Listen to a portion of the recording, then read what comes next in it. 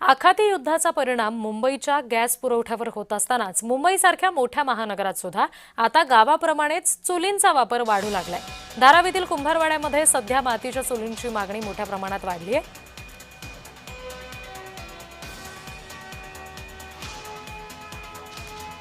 आणि या सगळ्या संदर्भात आमचे प्रतिनिधी जय पवार आपल्याला आणखी तपशील देत आहेत। बघूया।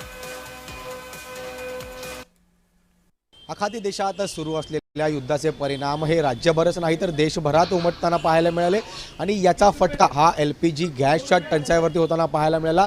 अनेक ठिकाणी या गॅसच्या तुटवड्यामुळे खरं तर नागरिकांची गैरसोय झाल्याची पाहायला मिळाली। मात्र आता शहरी भागात खरं तर ग्रामीण भागात वापरल्या जाणाऱ्या चुली या आता पुन्हा एकदा जे आहे ते शहरी भागात खरं तर वापरताना खरं तर आपल्याला पाहायला मिळणार। आपण सध्या धारावीतील कुंभारवाडा या ठिकाणी आहोत, जिथे खरं तर या मातीच्या चुली ज्या आहेत ते बाजारात येऊ लागल्या आहेत। मात्र खरं तर अनेक व्यावसायिकांना असेल किंवा मग हॉटेलधारक यांच्याकडनं सुद्धा या चुलीची मागणी जी आहे ते वाढताना पाहायला मिळते। काय एकूणच सांगाल कशा पद्धतीने याची मागणी वाढत आहे, कारण गॅसच्या टंचाईमुळे आता चुलीचं जे आहे ते मागणी वाढताना पाहायला मिळते। आपल्याकडे कशा पद्धतीची मागणी होते?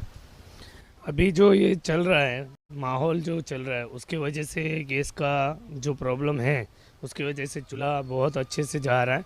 और उसका जो पहले का बोलते हैं ना, पहले सब चूल्हे में ही बना रहे थे, वैसे ही इसका अब चालू हो गया उसका।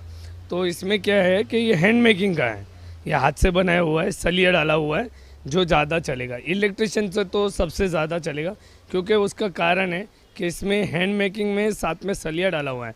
जैसे कि बिल्डिंग बनाते हैं तभी सलिया डाला हुआ है, तो 10 साल 12 साल वैसा उससे ज़्यादा चलता है, तो ये 5-6 साल तो चलेगा ही। धारावीच्या या कुंभारवाड्यातून खरं तर हातांनी बनवलेल्या मातीच्या चुलींची मागणी जी आहे ते एकूणच वाढताना सुद्धा पाहायला मिळते आहे। व्हिडिओ संतोष पालवणकर सह मी जय पवार, जय महाराष्ट्र न्यूज, मुंबई।